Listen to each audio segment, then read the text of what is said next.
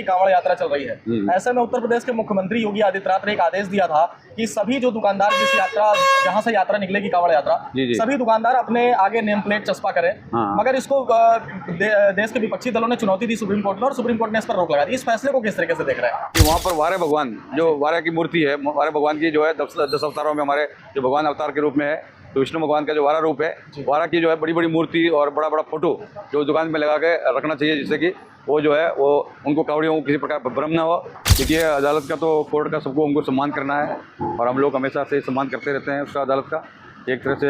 और कि अपना कहीं पर भी आईडी प्रूफ, जैसे जो अपने कावड़ लेके चलते हैं, कावड़िया लोग क्या होता है कि पूरा शाकाहारी रहते हैं, कुछ व्रत में कोई चीज़ खाते पीते नहीं है, और शुद्ध रूप से वो जो है अपनी तरफ से वो लोग एक तरह से वर्ती रहते हैं, और कोई मांस मदिरा वगैरह नहीं खाते हैं। और जो व्यक्ति कुछ मांस खाने वाला है, उसके कुछ दुकान से भी कोई चीज़ खरीदना नहीं चाहते हैं। तो इस तरह से जो है योगी जी ने बोला कि भाई, और विशेष रूप से जो है मुजफ्फरनगर वाला प्रशासन ने कहा कि भाई कावड़ यात्रा पर जो है खाली अपना आईडी प्रूफ, भाई अपना जो नेम वगैरह, जो भाई जिसकी मान लीजिए हिंदू की दुकान है तो हिंदू नाम लिखे, मुसलमान की तो अपना नाम आईडी नाम लिखने के लिए बोला कि नेम प्लेट अपना लगा के चले। और तो इसका कोई विरोध किसी तरह से महाराज जी ने भी, योगी जी ने भी कुछ कहा नहीं था, मुख्यमंत्री जी ने। ये जो कांवड़ यात्रा देश भर में आप इस समय चल रही है, जी, क्या उद्देश्य है इसका और क्यों निकाली जाती है यात्रा? और कब से? जब समुद्र मंथन हुआ था तो उसमें से जो है अपना 14 रत्न निकले थे, तो एक हलाल भी निकला था। तो हलाल को जो है वो भगवान शिव ने अपने गले में धारण कर लिया।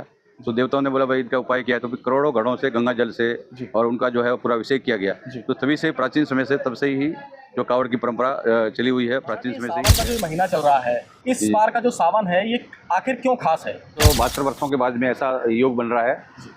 विशेष रूप से क्या है कि इसमें सावन में 5 सोमवार बढ़ रहा है, और इसमें कई सिद्ध योग है, कोई अपना बहुत से प्रकार का जो योग है, मुहूर्त है, करण है, बहुत सी जो है शुभ घड़ी। बहुत विशेष रूप से ये सावन महीना पूरा एक साधना का महीना होता है।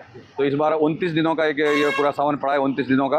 तो कहते हैं कि नमो शिवाय का जाप अगर 27 दिन तक लगातार किया जाए तो वो सिद्ध हो जाता है, और अभी वो भी सावन के महीने। देश में इन दिनों कांवड़ यात्रा शुरू हो चुकी है, और कांवड़िए कांवड़ यात्रा में बड़ी संख्या में जाते हुए भी नजर आ रहे हैं। ऐसे में उत्तर प्रदेश सरकार की बात करें तो कांवड़ यात्रा को लेकर सरकार ने सारी सुविधाओं को भी सुसज्जित किया है। तो साथ ही साथ कांवड़ियों पर पुष्प वर्षा करने के भी अधिकारियों को निर्देश दिए हैं।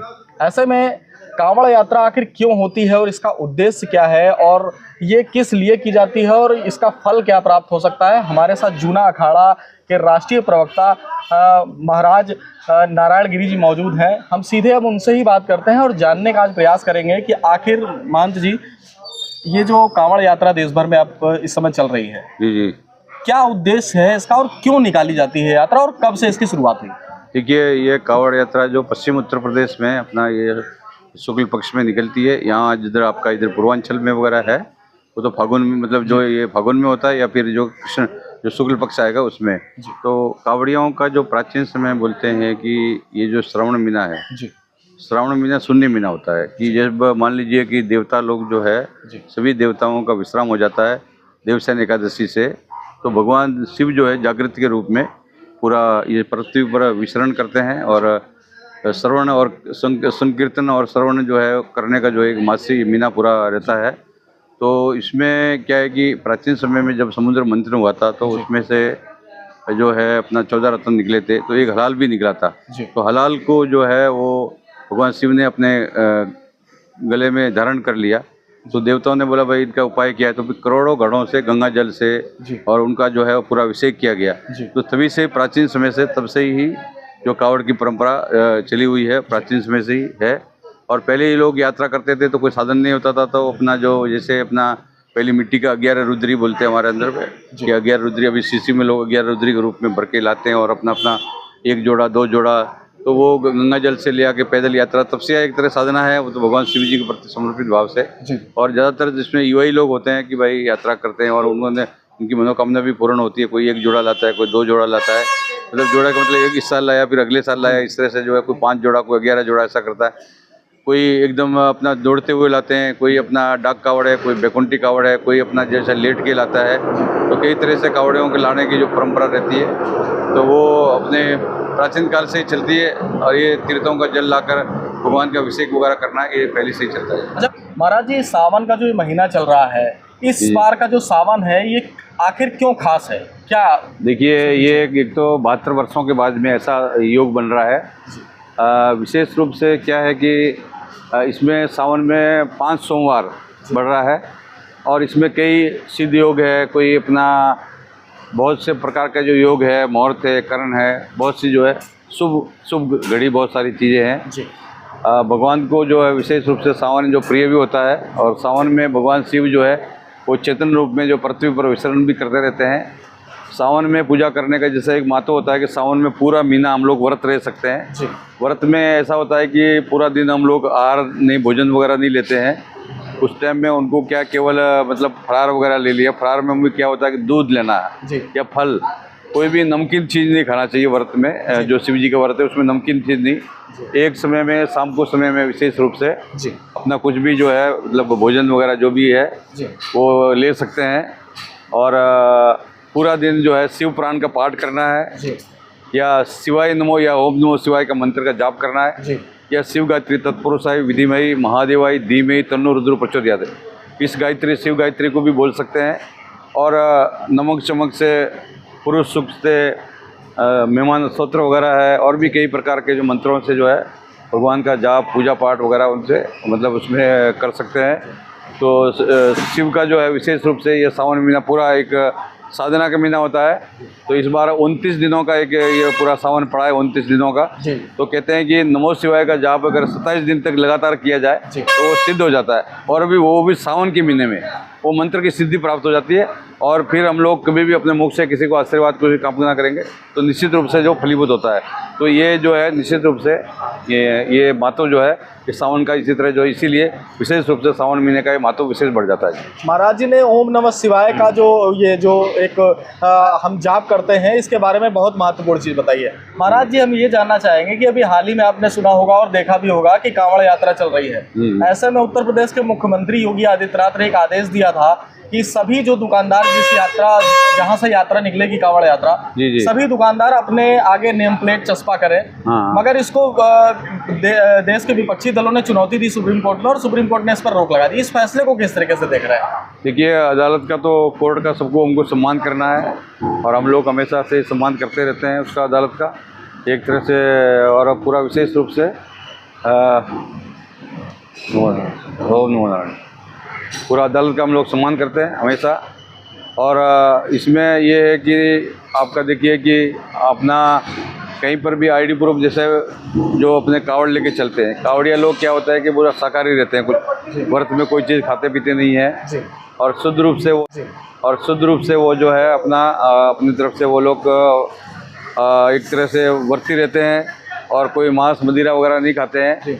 और जो व्यक्ति कुछ मांस खाने वाला है उसके कुछ दुकान से भी कोई चीज़ खरीदना नहीं चाहते हैं।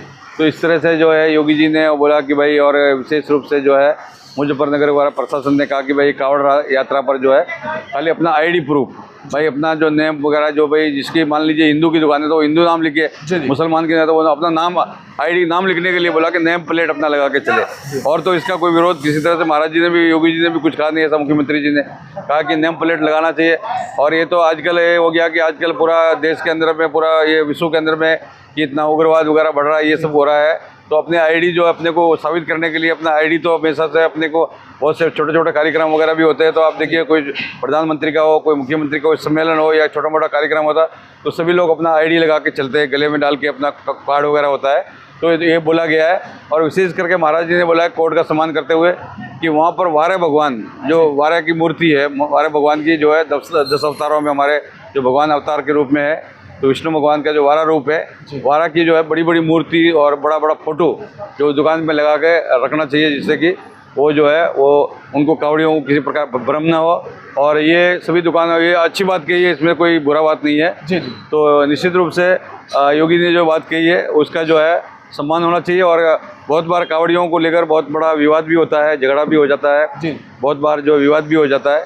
तो इस चीज़ से जो अपने विवाद से भी बचेंगे, झगड़ा भी नहीं होगा, तो ये बहुत अच्छी बात हम लोग के लिए रहेगी। अच्छा महाराज जी, जैसा कि अभी हाल ही की बात करें तो अयोध्या में जो चुनाव हुए, अभी लोकसभा के जो चुनाव हुए देश भर में, ऐसा फैजाबाद में भारतीय जनता पार्टी का जो प्रत्याशी है उसे हार का सामना करना पड़ा।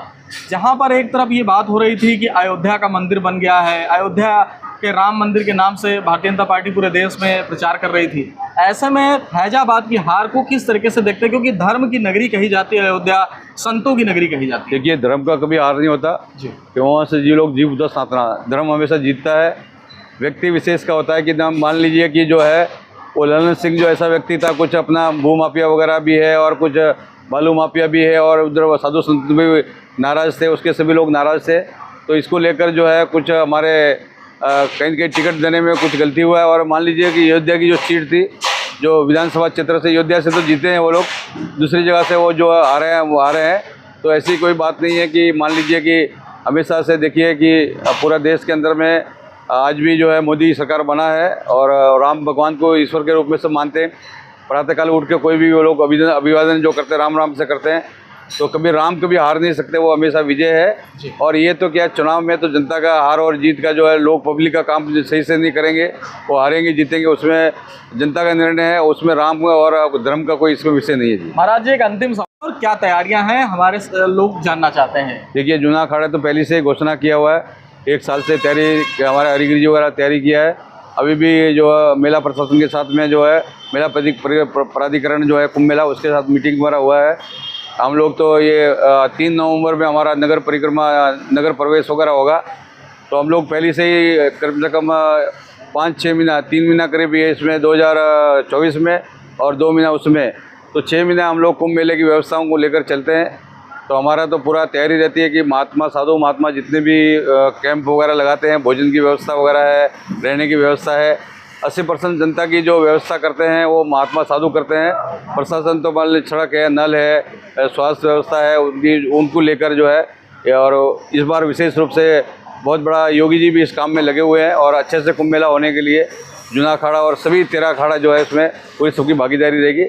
अच्छे से कुंभ मेला होने वाला है 2025 का जी। सुरक्षा व्यवस्था को लेकर क्या लोगों से अपील करेंगे आप? देखिए, सुरक्षा व्यवस्था तो क्या है कि व्यक्ति को हमेशा से सावधान रहना चाहिए। अपनी सुरक्षा भी, मतलब आसपास कौन लोग है, क्या है, उनकी आईडी प्रूफ अपने पास में, कुछ ऐसा आपको ऐसा लगे कि भाई ये व्यक्ति कुछ ऐसा कुछ तरह से दिख रहा है कि अपराधी तरीका है, कुछ है, तो पुलिस को सूचना दे, प्रशासन का काम है। और जो विशेष रूप से हमेशा से सभी जगह पर पुलिस लगी रहती है, सीसी कैमरे लगे हुए हैं, तो पूरी व्यवस्था रहती है। जो जनता को भी सावधान और सजग रहना है कि जिससे कि कोई घटना दुर्घटना नहीं होवे जी। महाराज जी, देश में धर्मांतरण बहुत तेजी से फैल रहा है। ऐसे में एक बरेली के मौलाना है, उन्होंने उत्तर प्रदेश सरकार से अनुमति मांगी थी कि वो 25 लड़के और हिंदू लड़कियों का धर्मांतरण कराकर उनका विवाह कराना चाहेंगे। ऐसे धर्मांतरण को, मामलों को, क्योंकि आप लोग सनातन वैदिक धर्म को आगे बढ़ाते हैं, ऐसे में धर्मांतरण को किस तरीके से देख रहे हैं? देखिए, कुछ ऐसे विकृत मानसिकता वाले लोग हैं, वो कुछ भी बयान दे सकते हैं। उनके बयान में कोई भी जो है वो अनुपालन नहीं होता है।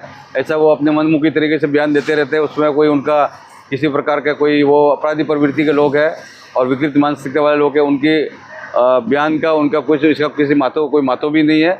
और हिंदू हमेशा समझदार है, जागरूक है, ऐसा कुछ होने वाला नहीं है इस देश में। तो देखिए, ये थे हमारे साथ श्री पंचदश नाम जूना अखाड़े के प्रवक्ता नारायण गिरी जी, जिन्होंने साफ तौर पर कई विषयों पर हमारे साथ बातचीत की। उनका साफ तौर पर कहना है कि जिस तरीके से सनातन धर्म का प्रचार और प्रसार करने के लिए वो लोग निकले हुए हैं, और ऐसे में उन्होंने ये भी बताया कि 2025 में जो महाकुंभ प्रयागराज में लगने वाला है, उसको लेकर पूरी तरीके से युद्ध स्तर पर तैयारियां की जा रही हैं। साथ ही उन्होंने ये भी कहा कि जिस तरीके से उत्तर प्रदेश में दुकानों पर कांवड़ यात्रा के रूट पर जो कांवड़िए जा रहे हैं, ऐसे में जो दुकानें हैं उनको अपना आईडी और नाम लिखने में कोई समस्या नहीं होनी चाहिए, मगर वह कोर्ट का जो रोक लगाई गई है उसका सम्मान करते हैं। ऐसे में महंत जी की बातों से आप कितना प्रेरित हैं, हमारे कमेंट्स बॉक्स में ज़रूर बताएं।